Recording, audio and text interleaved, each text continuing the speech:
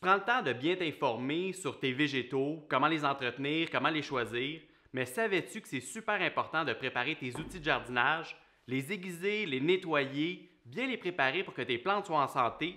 Aujourd'hui, je t'informe comment faire ça.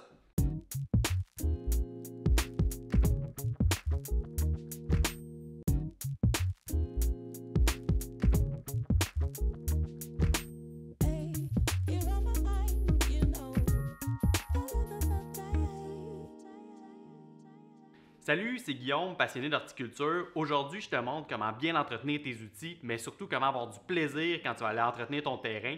Super important, on entretient nos outils parce qu'on ne veut pas blesser nos plantes et surtout aussi, on veut assurer que tout fonctionne bien. Premier outil que je vous présente, le sécateur, c'est l'outil de prédilection. On l'utilise à tout aller, donc ça va être autant pour nos plants de tomates, nos plants de cocombes, les petits arbustes, donc vraiment les petites branches. Le sécateur, qu'est-ce qui est important? Bien sûr, on veut un bon tranchant. Quand on va trancher les plantes, on va vouloir s'assurer de trancher très près de la plante pour assurer qu'il n'y ait pas de maladie. Et à ce moment-là, le sécateur va être l'outil qu'on veut utiliser. Première étape, il faut bien nettoyer. On va se retrouver souvent avec de la sève, on peut avoir des pathogènes, donc des virus qu'on pourrait transmettre de plante en plante. À ce moment-là, au quotidien, ce qu'on peut faire, c'est assurer de bien nettoyer avec de l'eau claire. Une fois qu'on a nettoyé, on va vouloir venir enlever le surplus d'eau pour pas qu'il y ait de la rouille qui s'installe et que ce soit encore plus dur à entretenir. Ensuite, on va venir utiliser de l'alcool à friction. Donc l'alcool, qu'est-ce qu'elle va faire? C'est qu'elle va tuer les pathogènes qui vont être dessus. Donc on vient la mettre ici sur la lame et on vient enlever le surplus. Donc une fois que notre outil est bien nettoyé, on peut commencer à penser à l'aiguiser. Celui-là, il n'est pas très émoussé. Donc on pourrait aller directement avec ici un aiguiseur sécateur qui est une forme de gabarit. Celui-là, on l'aime bien parce qu'au quotidien, on peut aiguiser nos outils et c'est ça qui va permettre d'assurer qu'au quotidien, on va être capable de bien utiliser nos outils. Je vous montre comment ça fonctionne. Très simple. En fait, c'est un gabarit, donc on va vouloir venir l'installer sur notre lame comme ça ici. Donc, on vient le visser pour que ça tienne bien. Très important, on veut venir aiguiser simplement la lame ici qui est déjà aiguisée d'usine et sur le côté qui est déjà aiguisé. On ne veut pas aiguiser l'autre côté, donc simplement ce côté-ci, et on veut aiguiser la lame qui est amovible. La lame qui est ici, ça ici, on n'aiguise jamais cette section-là, ça enlèverait l'efficacité de notre outil. Maintenant, quand on veut aiguiser, on peut commencer comme ça ici. Donc, on va s'assurer de faire un aiguisage comme ça ici. Et si on n'est pas sûr pendant qu'on aiguise, on va être sûr de vraiment aller chercher le tranchant. On peut utiliser aussi un crayon. Donc, ce qu'on va faire, c'est qu'on va venir marquer notre lame. Donc, on va venir là, tout le long, venir mettre du crayon. Donc, pour l'usage ici, là, je vais terminer ici, mais j'en mettrai tout le long. Et ensuite, quand j'aiguise, je vais voir le crayon disparaître qui va me permettre de comprendre que j'ai bien aiguisé.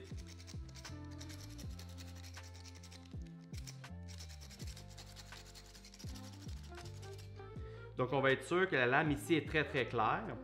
Quand on a fini, on enlève tout simplement le gabarit. Et le test ultime, quand vous voulez voir si ça coupe bien, vous prenez tout simplement une feuille de papier et on veut que ça tranche ici.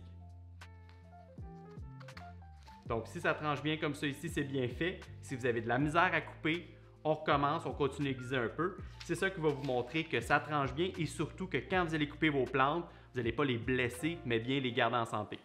On va maintenant être rendu à aiguiser notre ébrancheur. C'est très important parce que c'est celui qu'on va utiliser pour des un peu plus gros morceaux de bois, donc vos arbres et arbustes. Très important aussi parce que si on coupe mal nos arbres et arbustes, on peut laisser des portes d'entrée pour les maladies. Donc on veut une tranche fine et assurer que quand on a fini de couper nos arbres, vraiment les plaies puissent se réparer facilement. Comment on fait ça? Vous allez voir en premier lieu, on va bien aiguiser ici la lame, le côté tranchant. Donc on doit respecter un certain angle du côté tranchant. Très important, on se rappelle, on n'aiguise pas ici la deuxième lame, celle qui n'est pas amovible. On va utiliser une pierre d'aiguisage. On peut, encore une fois, utiliser notre outil ici. Donc, notre gabarit va pouvoir être installé dessus si on a un petit aiguisage à faire. Par contre, si on doit faire un plus gros aiguisage, on va utiliser une pierre d'aiguisage. Donc, on a deux côtés pour la pierre. On a le côté qui est un peu plus brun ici. Celui-là va être utilisé quand on a vraiment le rough, quand on commence à faire l'aiguisage. Et on va utiliser le côté argenté ici pour la finition. Pour ces outils-là, ça va être important d'être bien installé. Donc, je vais avoir tendance à vouloir l'amener sur un établi. On va faire ça ensemble. Une fois que notre outil est sécurisé sur notre étau, il faut faire glisser la pierre à affiler en direction de la pointe en respectant l'angle de la lame. Ce qui est important quand on a fini l'aiguisage, vous devez remarquer ici le côté peinturé et le côté métallique. Donc, on veut s'assurer que le côté clair est bien aiguisé et c'est ça qui va nous permettre de savoir qu'on a bien fait le travail.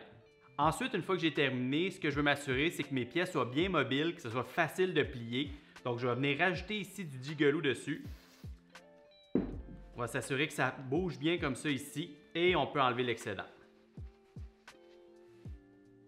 Vous êtes prêts à aller tailler vos arbustes? On va maintenant être rendu à aiguiser notre pelle et notre taille bordure. La pelle, pourquoi je vais vouloir l'aiguiser, c'est quand je vais creuser, mieux elle va être aiguisée, plus ça va être facile de creuser. Et pour ce qui est du taille bordure, c'est quand je vais venir couper mon gazon, ça va être beaucoup plus facile de venir le couper. On va maintenant utiliser la lime à aiguisage Livalet, qu'on va utiliser ça sur la pelle et taille bordure parce que souvent on va frapper des roches ou des choses qui vont enlever l'aiguisage et on a besoin d'un outil qui est beaucoup plus agressif qui va me permettre de ramener l'aiguisage sur ma pelle. On va se déplacer à l'établi pour venir stabiliser la pelle. Pour la pelle, on va aiguiser seulement un côté, l'intérieur de la pelle où est-ce que la terre va rentrer.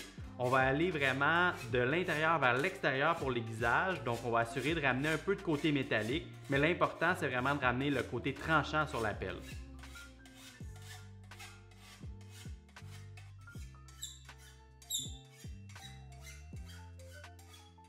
Pour ce qui est du taille bordure, on va aiguiser les deux côtés. C'est important de ramener un côté tranchant parce que c'est ça qui va nous permettre de bien trancher tout ce qui est notre gazon ou les petites racines qui vont les passer sur la bordure. Donc comme vous voyez, on va venir vraiment aiguiser les deux côtés.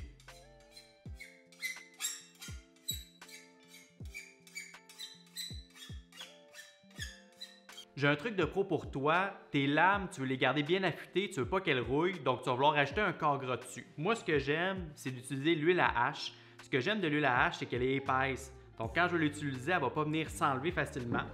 Je vais la mettre sur ma lame comme ça ici, et ensuite, je vais enlever le surplus. Donc ça va m'assurer que la lame elle est bien protégée pour ma saison. Aussi, je peux l'utiliser sur mes manches. Donc ici, quand c'est rendu à nu, je vais en mettre dessus. Et ce que ça va faire, c'est que ça va venir protéger le bois. Ça le rend hydrofuge. Donc, ce que ça l'assure, c'est que l'eau ne va pas venir pénétrer à l'intérieur. Vous pouvez voir la différence. Là, vraiment, on voit ici qu'elle est bien protégée. Maintenant que tu as fini tout ton aiguisage, tu peux faire ce genre de grands aiguisages-là en début ou en fin de saison. Par contre, je t'encourage tout au long de la saison à entretenir tes outils. Première chose, si tu viens couper des plantes que tu penses qui sont malades, entre chaque coupe, tu vas venir désinfecter. Donc avec de l'alcool à friction, tu vas pouvoir venir mettre un push-push sur tes lames pour enlever les maladies. Aussi, après de longues utilisations, on peut réutiliser le gabarit. Donc ça, ce que ça va assurer, c'est d'avoir tes outils qui sont prêts à tout moment. Et bien sûr, en venant aiguiser tes outils comme ça après de longues utilisations, tu vas avoir moins de travail à faire en fin ou en début de saison, mais surtout, tu vas garder tes outils efficaces et tu vas pouvoir les utiliser beaucoup plus longtemps.